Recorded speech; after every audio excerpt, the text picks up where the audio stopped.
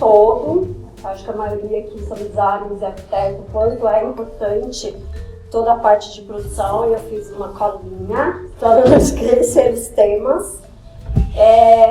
A produção ela é algo muito grande e eu acho que ela tem várias vertentes onde você possa trabalhar.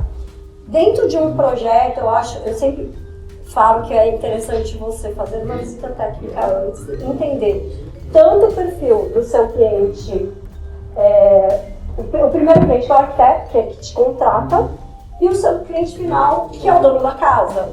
Né? Não tem sentido você criar uma produção especificamente somente pensando naquilo que o arquiteto deseja, não menosprezando o trabalho de você, gente, entenda bem, tá? Mas sim o quê? O que vai gerar venda? Quando você tem entendimento, achar um equilíbrio entre o olhar do arquiteto e o desejo do proprietário daquela casa. Porque afinal, o arquiteto ele faz a entrega dele e vai embora.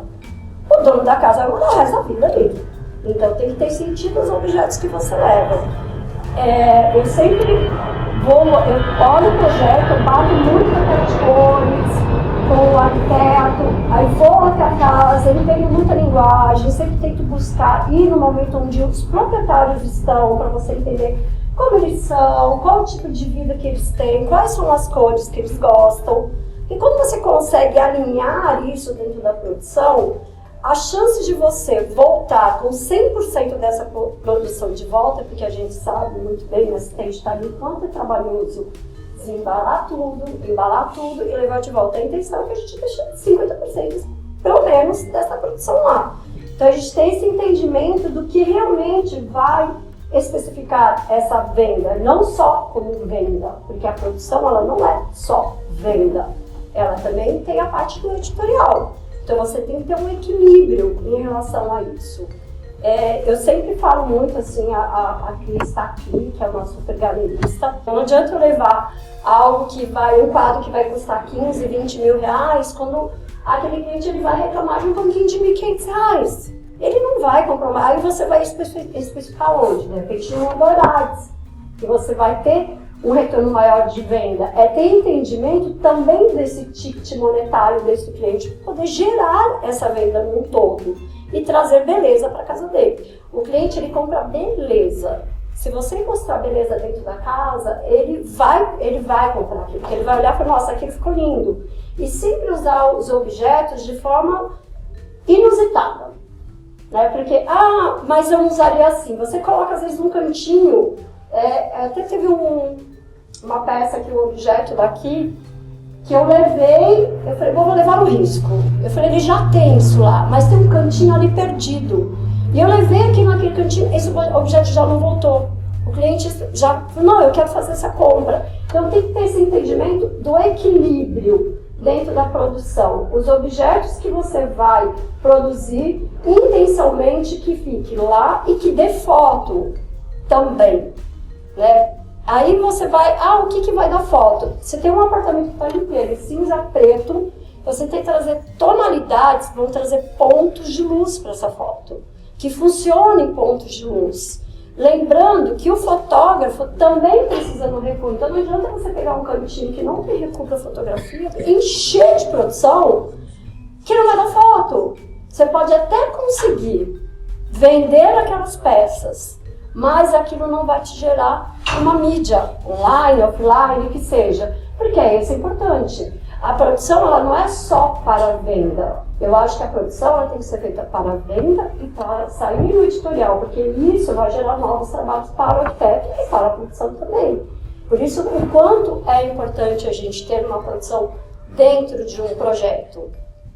Eu tenho uma frase que eu uso muito: não existe projeto arquitetônico, o projeto pode ser o melhor do mundo, pode ser o projeto mais lindo do mundo. Se ele não tiver o decor, é um corpo sem coração. Porque as duas coisas, elas caminham juntas, então tem que ter isso. Então a gente tem um projeto lindíssimo, e aí você chega e não tem uma produção adequada, não tem um decor adequado. Eu já passei por situações assim, eu tenho uma situação que é muito engraçada.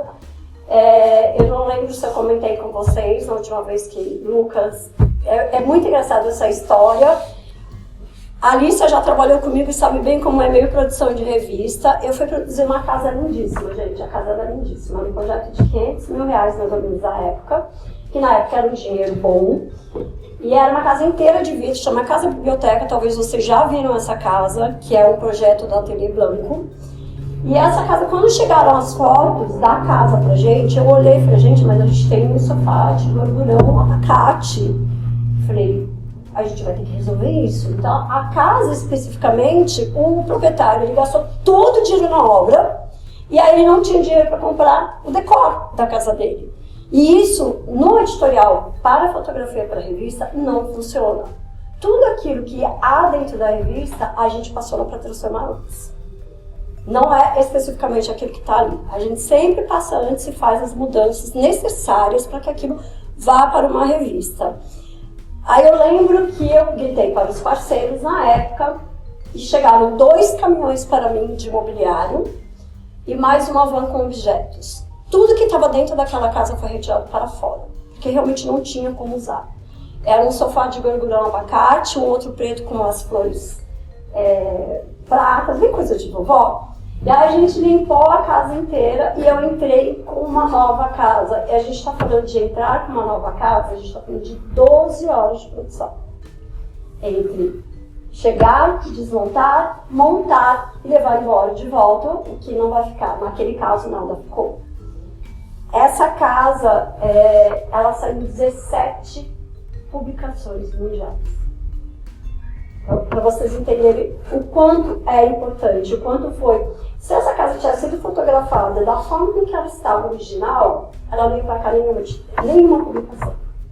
Nenhuma. Então essa casa foi transformada para que isso saísse em 17 publicações. Saiu na Ásia, Milão, todas as revistas que vocês possam imaginar relacionadas ao Art Decor, essa casa saiu. Então é um trabalho muito minucioso a produção. É muito bacana quando vocês conseguem especificar já dentro do orçamento de vocês uma gordura para a produção. Eu sempre falo isso junto com os arquitetos. Ah, mas a produção é cara. Não, gente, a produção não é cara. Não é um dinheiro que você está queimando. Você está gerando novos negócios quando você tem uma produtora envolvida no seu projeto arquitetônico. Porque você está abrindo portas para novos clientes, para publicações, porque o cliente compra isso. Quando o cliente vê o teu projeto lá na Casa Jardim, na Casa Vogue, ele vai querer te contratar, porque o teu projeto já saiu ali.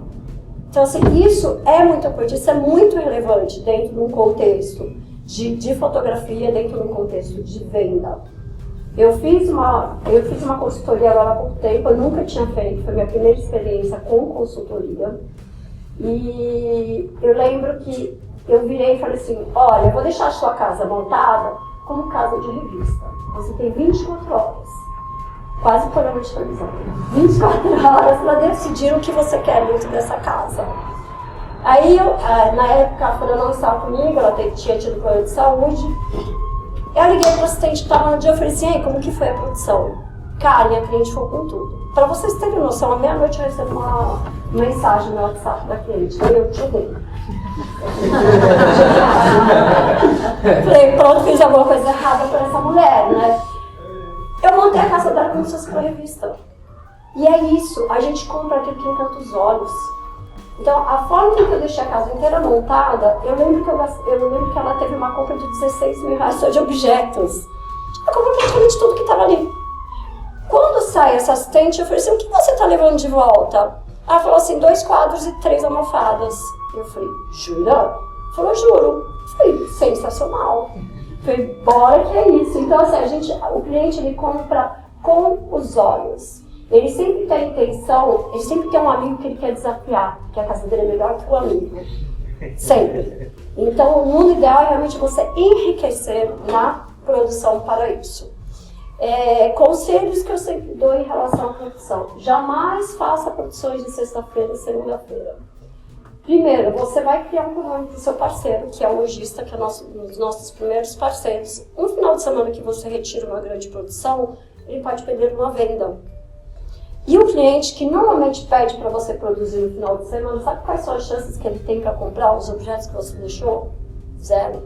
Ele vai usar toda a sua produção, a casa dele linda, ele vai receber os amigos dele e na segunda-feira ele vai pedir para você retirar tudo.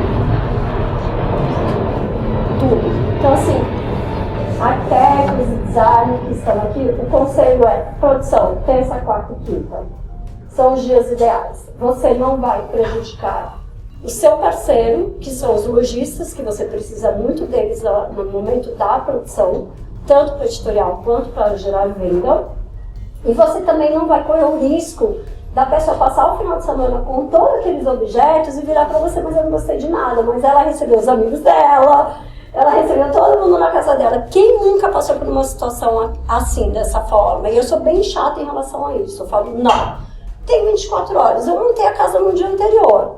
Tá 12 horas a casa montada. Se ele tiver que comprar, ele já compra ali. Ele não vai passar o final de semana para ver. Ele já bate o olho, ele já sabe qual que é a compra dele.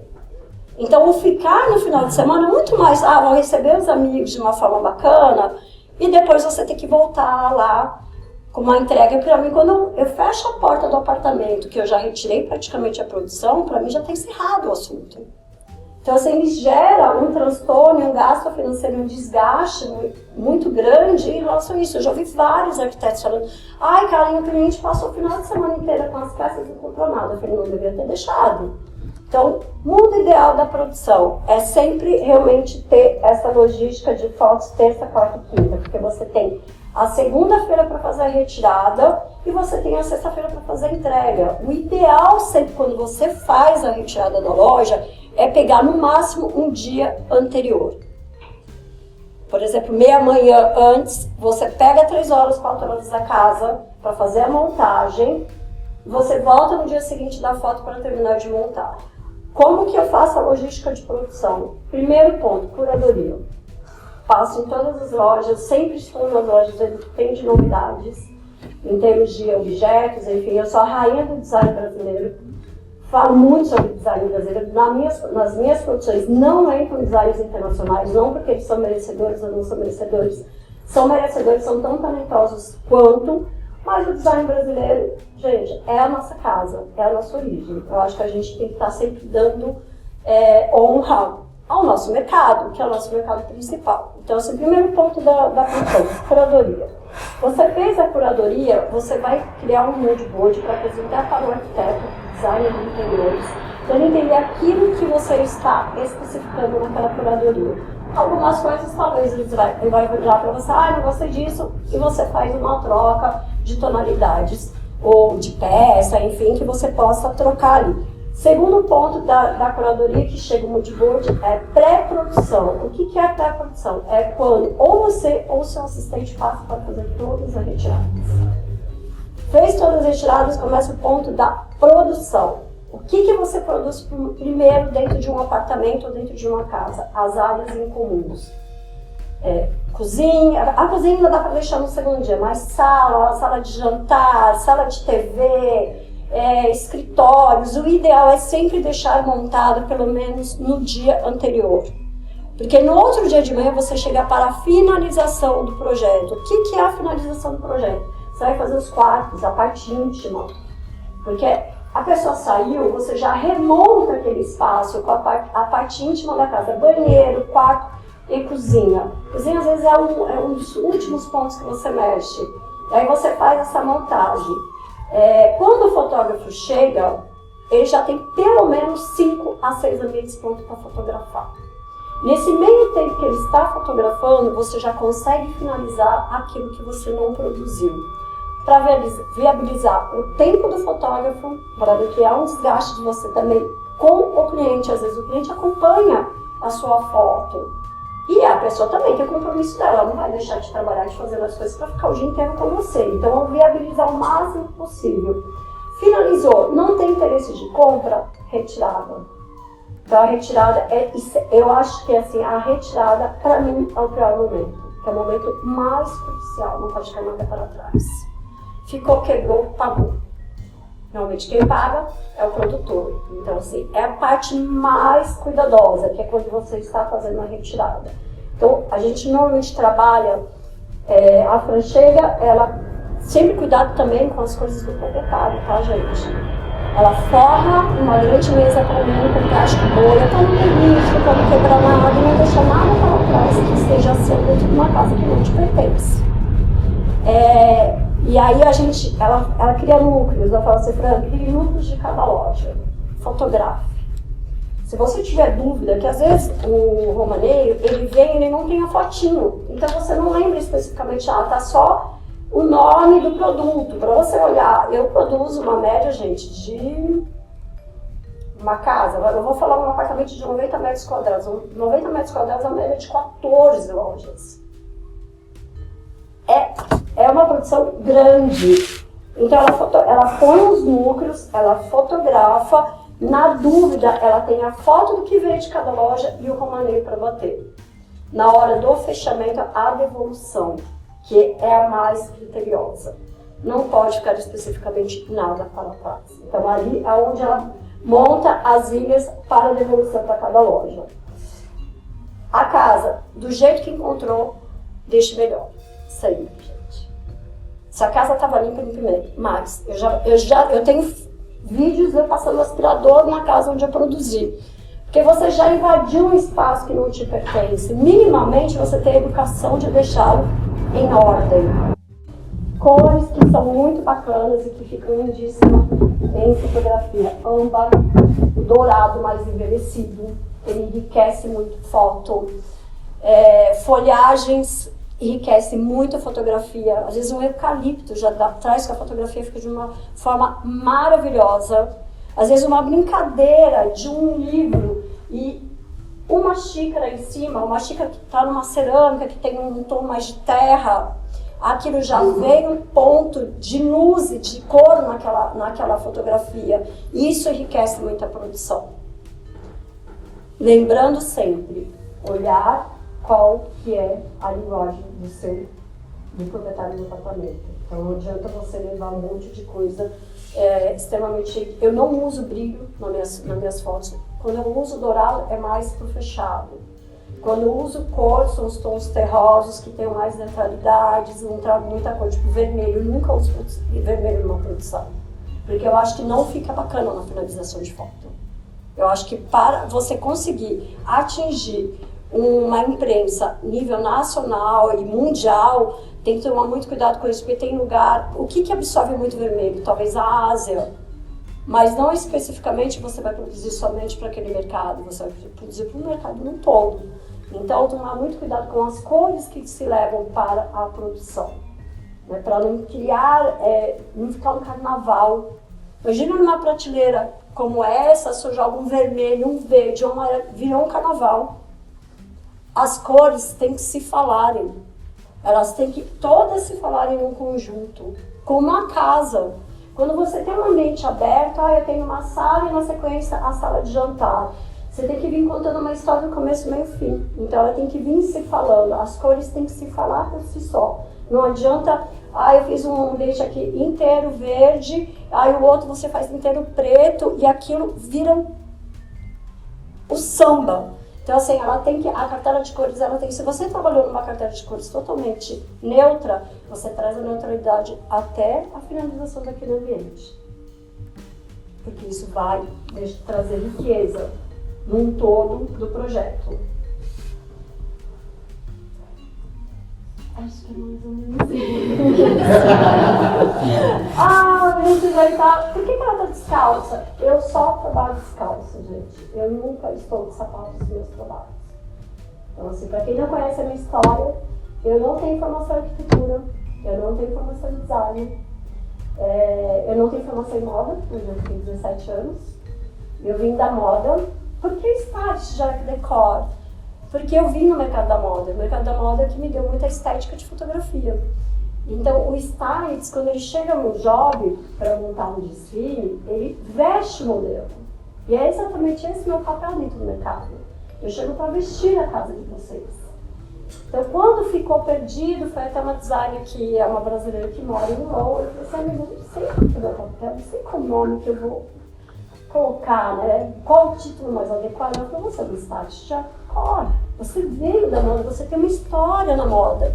Então, isso tem sentido, então você entra para vestir a casa. Então, especificamente, o meu papel dentro da produção, meu papel dentro do job é vestir o ambiente. Então, por isso, start de moda.